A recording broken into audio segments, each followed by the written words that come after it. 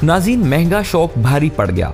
सदियों कबल समंदर में डूब जाने वाले टाइटैनिक का मलबा देखने जाने वाले दो पाकिस्तानी बाप बेटे पुरस्कार तौर पर आबदोज समेत गायब हो गए हैं। कई दिनों से इनकी तलाश जारी है, लेकिन वो मिल नहीं रहे। इनकी आबदोज के मुतालिक सिर्फ यही कहा जा रहा है कि वो अब तक खत्म हो चुके हैं। इसका मतलब ये हुआ कि इसके बाद उनके बच जाने के चांसेस खत्म हो चुके हैं। ये दोनों बाप बेटे क्यों समंदर में गए और ये लापता कैसे हुए? उन्होंने अपनी मौत कितनी रकम में खरीदी और इनको तलाश करने के लिए क्या इकदाम किए जा रहे हैं? नाज़रीन, आज की वीडियो में हम आपको इन तमाम सवालों के जवाब देंगे और आपको बताएंगे कि समंदर के बीचों बीच ये खेल क्यों और कैसे खेला जाता है। लेकिन ये सब जानने से कबल आप लोगों से गुजारिश है कि हमारे फेसबुक पेज को फॉलो कर लें और यूट्यूब चैनल को सब्सक्राइब कर लें। नाज़रीन, आदमी मालदार हो तो इसे हरी हरी और अच्छी अच्छी सूझती है और इसको कुछ ऐसा करने का शौक चढ़ जाता है जो आज तक किसी ने नहीं किया हो। वो अमीर शख्स सिर्फ अपना शौक पूरा करना चाहता है, चाहे इस दौरान इसकी मौत ही क्यों ना वाक़ई हो जाए। इन अमीरजादों को भी कुछ ऐसा ही सूझा और ये समंदर में चले गए। पाकिस्तानी बाप बेटे ने कुछ अनोखा करने की चाल ये इंतहाई खतरनाक कदम उठाया। इसने अपने बेटे के साथ टाइटैनिक का 111 साल पुराना मलबा देखने का इरादा किया और समंदर में एक अदद आबदोज लेकर कूद निकला, जिस पर इन दो बाप बेटों के अलावा एक बरतानवी अरबपति भी शामिल हुआ, जबकि अमले के दीगर दो अफराद भी साथ थे। ये आबदोज कनाडा के जजीरे न्यू फाउंडलैंड से रवाना हुई और रवानगी के सिर्फ पौने 2 घंटे बाद ही आबदोज का राब्ता मुनक़ता हो गया। अब इसकी तलाश जारी है, जिसमें एक और आबदोज और 2 हवाई जहाज हिस्सा ले रहे हैं। इन बाप बेटे समेत इस दूसरे अरबपति का भी कोई पता नहीं चल रहा कि कहां गए और कहां नहीं। आबदोज में सवार बाप बेटों के नाम शहजादा दाऊद और सलमान बताए जा रहे हैं। शहजादा दाऊद पाकिस्तान की एक निजी कंपनी के नायब चेयरमैन हैं। निजी कंपनी की जानिब से अपने सोशल मीडिया अकाउंट पर वाक़े की तस्दीक भी कर दी गई है।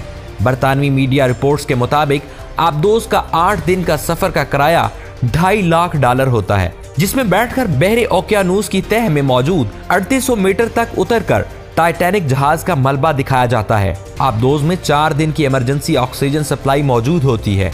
ये आबदोज 13,100 फीट की गहराई तक जा सकती है। आप सिर्फ इस किराए का अंदाजा लगाएं और ये सोचें कि इंसान कितना बेवकूफ है कि इस कदर महंगे दामों अपनी मौत खरीद लेता है।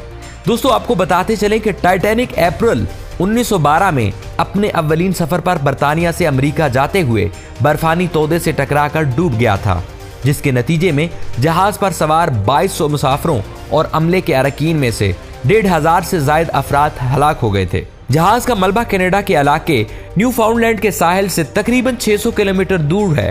डूबने के बाद इस जहाज का मलबा भी एक मुअम्मा बन गया था और 7 दिहाइयों से ज्यादा अरसे बाद 1985 में इसे दरियाफ्त किया गया था। नाज़रीन, बहरे ओकियानूस की गहराइयों में लापता होने वाली आबदोज की तलाश में शामिल रेस्क्यू टीमें जहां तेजी से गुजरते वक्त और आबदोज में सवार अफराद के पास ऑक्सीजन की कमी के खतरे से नबर्द आजमा है, वहीं इन्हें अभी तक आबदोज का कोई निशान तक नहीं मिला।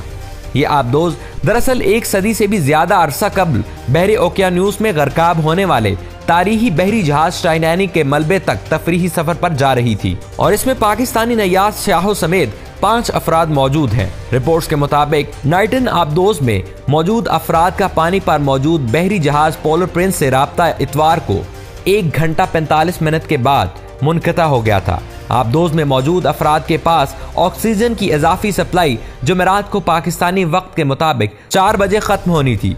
टाइटैनिक का मलबा सेंट जॉन्स न्यू फाउंडलैंड से 435 मील जनूब में वाक़ है और इस वक्त इस इलाके में तकरीबन 1 दर्जन बहरी जहाज मौजूद हैं जो रेस्क्यू ऑपरेशन में हिस्सा लेने के लिए इस इलाके की जानिब गामजन हैं। अमेरिका और कनाडा की एजेंसियां, बहरिया और कमर्शियल कंपनियां जो समंदर की गहराई में काम करने की सलाहियत रखती हैं, इस रेस्क्यू ऑपरेशन का हिस्सा हैं। इस ऑपरेशन को बोस्टन मैसाचुसेट्स से चलाया जा रहा है और इसमें फौजी तैयारों और सनार बॉय की मदद ली गई है। बहरी जहाज पोलर प्रिंस की मदद के लिए पहले ही केबल्स का जाल बिछाने वाला बहरी जहाज डीप एनर्जी और 3 दीगर बहरी जहाज मौके पर पहुंच गए हैं, जबकि मजीद बहरी जहाज और साइंसी आलात रास्ते में हैं।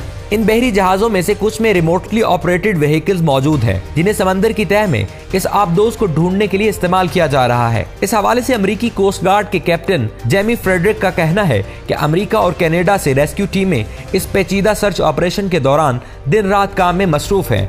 लेकिन अफसोस ये है कि अब तक इस आबदोज का कुछ पता नहीं चल सका। इम्कान जाहिर किया जा रहा है कि जिन्होंने मौत खरीदी है इन्हें मौत मिल गई है, लेकिन फिर भी इनको ढूंढने के लिए मुसलसल कोशिशें जारी हैं। नाज़रीन, तलाश के लिए इस्तेमाल होने वाले बहरी जहाजों के साथ अमेरिका और कनाडा के C-130 हरकुलियन एयरक्राफ्ट भी तलाश का हिस्सा हैं और वो आबदोज की फिजा से निशानदही करने की कोशिश कर रहे हैं।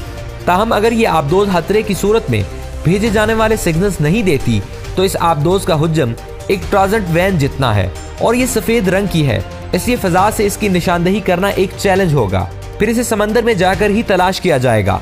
इस वक्त मौसम में तब्दीली और हद निगाह कम होना भी वो चैलेंजेस हैं जिनका रेस्क्यू टीमों को सामना है। रेस्क्यू करने वाले समंदर में तकरीबन 4 किलोमीटर तक तलाश कर रहे हैं, क्योंकि रेडियो और GPS सिग्नल्स पानी में सफर नहीं कर सकते, इसलिए इसके नीचे जाने का कोई फायदा नहीं है और आंखों से समंदर के अंदर आबदोज देखना नामुमकिन है। दोस्तों, इन सब टीमों के साथ साथ कैनेडियन P-3RO एयरक्राफ्ट के इलाके में सोनार सिग्नल्स की निशानदही के जरिए इस आबदोज को तलाश कर रहा है। इसके अलावा मजीद सोनार बॉय भी इस इलाके में तलाश के लिए इस्तेमाल किए गए हैं। सोनार बॉय या सोनो बॉय के जरिए पानी में मौजूद किसी भी चीज की निशानदही की जाती है और ये अक्सर दुश्मन आबदोजों को ढूंढने के लिए इस्तेमाल होते हैं। ये आमतौर पर मशीनरी और इंजन के पंखों की आवाज को सुनने का काम करते हैं। ये अमले की जानिब से आबदोज के अंदरूनी हिस्से से किसी चीज के टकराने की आवाज भी हो सकती है और किसी जहाज की बाहरी सतह से किसी चीज के टकराने की भी, और फिर इससे उठने वाली आवाज सुनने की कोशिश भी की जाती है। अब ये कोशिश की जा रही है कि किसी तरह अगर सिग्नल्स मिलते हैं या कोई आवाज सुनाई देती है तो इससे पता चल सके कि बाप, बेटे और दीगर लोगों की लाश कहाँ है। नाज़रीन, मंगल की रात अमेरिकी कोस्ट गार्ड की जानिब से तस्दीक की गई कैनेडियन तैयारे ने ज़ेरे आब आवाज़ें सुनी हैं, जिसका मुसलसल पीछा किया जा रहा है, लेकिन ताहाल कोई कामयाबी नहीं मिली। अमेरिकी मीडिया ने इस दौरान एक लीक मेमो के हवाले से रिपोर्ट किया जो अमेरिकी महकमा होमलैंड सिक्योरिटी को भेजा गया था। इसमें कहा गया है कि ये आवाज़ें किसी चीज़ के टकराने की आवाज़ जैसी हैं और ये 30 मिनट के दौरान बार बार आती रहती हैं। माहिरीन बता रहे हैं कि ये आवाज़ें सुनाई देना हौसला अफजा हैं, लेकिन अभी तक कोई सुराग नहीं मिल सका। यही खदशा जाहिर किया जा रहा है कि इन लोगों की मौत वाक़ई हो चुकी है, लेकिन हम अल्लाह से दुआ करते हैं कि ये आबदोज जल्द अज जल्द मिल जाए।